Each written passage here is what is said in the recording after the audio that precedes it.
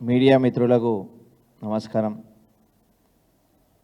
ముఖ్యంగా పార్టీ మారిన ఎమ్మెల్యేలకు ఒక చిన్న విజ్ఞప్తి. మీరు గమనించి చూస్తారో లేదో, మీరు ఇటు పనికి రాకుండా పోయారు, అటు పనికి రాకుండా పోయారు. ఎందుకంటే గౌరవ మంత్రివర్యులే చెప్తున్నారు, ఇంకా ఆయన బీఆర్ఎస్ అంటాను. మీరేమో ప్రజల అభివృద్ధిని అంటే మా నియోజకవర్గ అభివృద్ధిని కాపాడడానికే పోయినాము అని చెప్పి చెప్తున్నారు.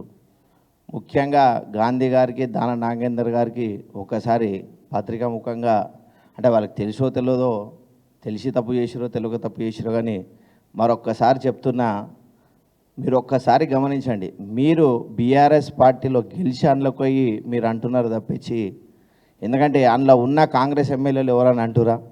వాళ్ళకి తెలుసు ఏదో గాలికి గెలిచినాం, నెక్స్ట్ టైం మేము రాము, ఎట్లయినా కేసీఆర్ గారే వస్తారంటని.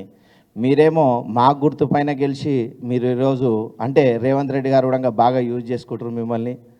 అరే వీళ్ళు బీఆర్ఎస్ పైన గెలిచిరు, వీళ్ళదే చింతపండు అవుతుంది తప్పించి మాది పోయేది ఏముంటుందండి అని చెప్పి ఫిక్స్ అయ్యారు. ఆ చింతపండు అని అర్థం వాళ్ళిద్దరికి ఎవరిదిస్తుంది?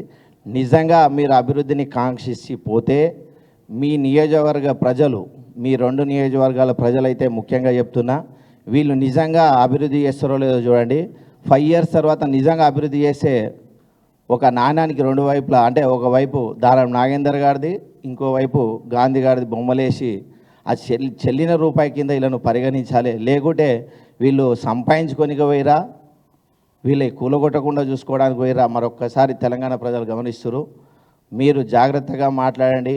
ఎందుకంటే కాంగ్రెస్ వాళ్ళేమో మూసుకొని కూర్చుంటారు, మీరేమో మా పార్టీ గుర్తుపైన గెలిచి మీరేమో అడ్డగోలుగా మాట్లాడుతురు, అడ్డగోలి దాడులు చేయడానికి చూస్తున్నారు. ఇదొకటి తెలంగాణ ప్రజలు గమనిస్తున్నారు. ఇలాంటివి పునరావృతం కాకుండా మరొకసారి చూసుకోవాలి. ఎందుకంటే మీరు ఎట్లయినా బై ఎలక్షన్ వస్తుంది, మీ పైన అనర్హత వేటు పడుతుంది. అప్పుడు మీరు కూడా ఆలోచించుకోవాలి, అరే ఎంత తప్పు పని చేసినాం అనేది. అట్లాంటి తీర్పు తెలంగాణ ప్రజలు ఇస్తారంట అని చెప్పి మరొక్కసారి పత్రికాముఖంగా ఈ 2 ఎమ్మెల్యేలకైతే ప్రత్యేకంగా మరొకసారి చెప్తున్నాం. Thank you.